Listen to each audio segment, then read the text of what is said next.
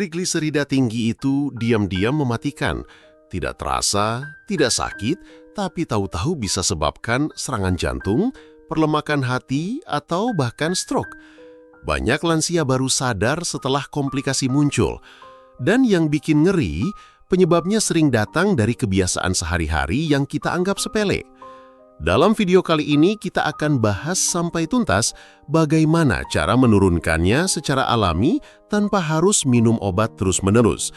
Sebelum lanjut, silahkan tulis nama dan usia Anda di kolom komentar karena kami ingin tahu siapa saja yang menonton video ini. Bapak dan Ibu yang saya hormati, makanan adalah penyebab terbesar, tapi bukan cuma makanan berlemak. Justru, terlalu banyak mengkonsumsi gula dan karbohidrat putih seperti nasi, roti, mie, bahkan kue-kue basah bisa menjadi pemicunya. Gula yang berlebihan akan diubah tubuh menjadi trigliserida. Jadi meskipun makanan Anda tampak manis, tubuh Anda bisa berujung penuh lemak. Inilah alasan mengapa seseorang yang rajin makan roti tawar tiap pagi, minum teh manis 2 kali sehari, dan ngemil pisang goreng sore-sore bisa memiliki kadar trigliserida yang sangat tinggi, meski tak menyentuh daging berlemak sekalipun. Coba perhatikan, apakah kebiasaan ini juga Anda lakukan sehari-hari? Jika iya, sekarang saatnya perlahan mengubah pola makan. Tidak perlu langsung meninggalkan nasi atau roti sepenuhnya.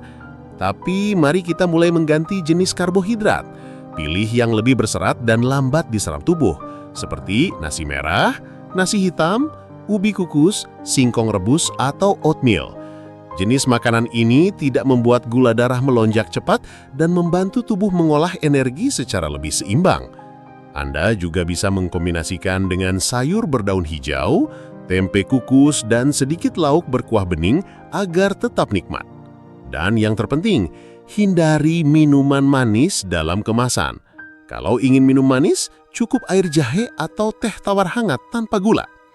Bagi Anda yang merasa sudah makan sehat tapi trigliserida tetap tinggi, perhatikan juga berat badan dan lingkar perut.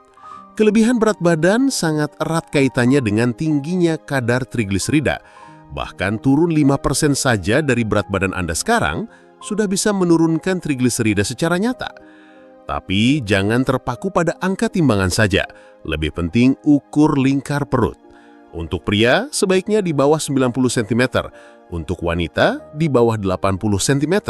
Dan ini bukan soal penampilan, tapi soal resiko kesehatan.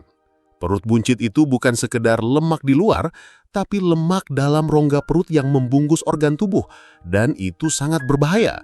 Kalau dibiarkan, bisa memicu diabetes, serangan jantung, bahkan gangguan liver. Jadi, mari mulai bergerak. Tidak harus lari atau senam berat, jalan kaki 30 menit sehari saja sudah sangat bermanfaat. Bisa di depan rumah, di sekitar halaman, atau sekedar muter-muter di dalam rumah sambil mendengarkan salawat atau musik lembut. Nah, Bapak dan Ibu yang saya hormati, mungkin Anda berpikir, saya sudah makan sehat, sudah jalan pagi, tapi hasil lab belum banyak berubah. Apalagi yang salah? Jawabannya mungkin ada di tidur dan pikiran Anda. Banyak orang lupa bahwa stres dan kurang tidur bisa menaikkan trigliserida secara drastis. Saat tubuh stres, hormon kortisol naik, dan itu akan membuat tubuh menyimpan lebih banyak lemak, terutama di sekitar perut. Begitu juga saat kurang tidur, sistem metabolisme jadi kacau. Maka dari itu, istirahat yang cukup bukanlah kemewahan, tapi kebutuhan. Tidur malam minimal 7 jam, dan kalau bisa tidur siang 20-30 menit juga sudah sangat baik. Hindari begadang menonton TV atau main ponsel terlalu lama. Juga sisihkan waktu untuk berzikir atau menarik nafas panjang di pagi hari. Tubuh yang tenang akan membantu semua organ bekerja dengan lebih baik, termasuk dalam mengatur kadar trigliserida. Oh ya, ada satu hal lagi yang perlu dijaga, alkohol. Meskipun Anda bukan peminum, penting untuk tahu bahwa bir, anggur, dan minuman beralkohol lain adalah penyebab cepat naiknya trigliserida. Alkohol mengganggu kerja hati, dan hati adalah tempat pengolahan lemak. Bila hati lelah, maka lemak akan menumpuk di darah. Jadi bila Anda ingin menjaga fungsi hati tetap optimal, hindari konsumsi alkohol sepenuhnya. Bapak dan Ibu yang saya hormati, sebelum kita lanjutkan, silakan tulis di kolom komentar, Sebutkan nama dan usia Anda, lalu ceritakan apa makanan atau kebiasaan yang sulit Anda tinggalkan, tapi Anda tahu itu tidak baik untuk kesehatan. Saya sangat ingin membaca cerita Anda, karena bisa jadi pengalaman Anda akan membantu orang lain juga. Lanjut lagi, mari kita bahas satu hal yang sering dilupakan. Pemeriksaan rutin.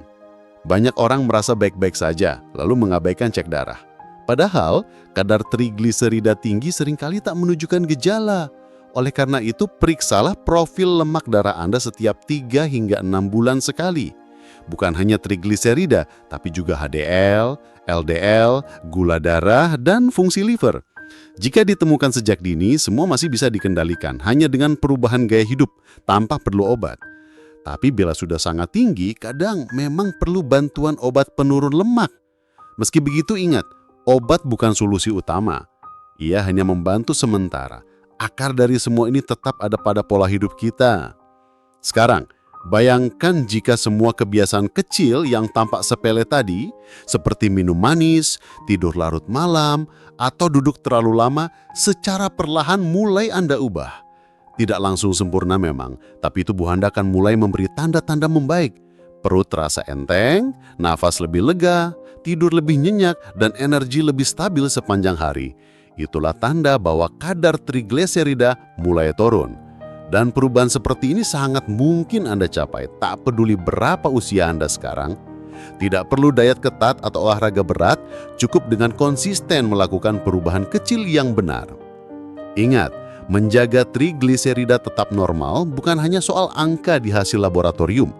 Ini tentang menjaga aliran darah tetap lancar, jantung tetap kuat, dan pikiran tetap jernih hingga usia senja. Karena di usia seperti kita, yang terpenting bukan lagi seberapa banyak yang kita punya, tapi seberapa sehat kita menjalaninya. Maka, mari rawat tubuh ini dengan lebih bijak, karena tubuh ini adalah kendaraan kita satu-satunya di dunia.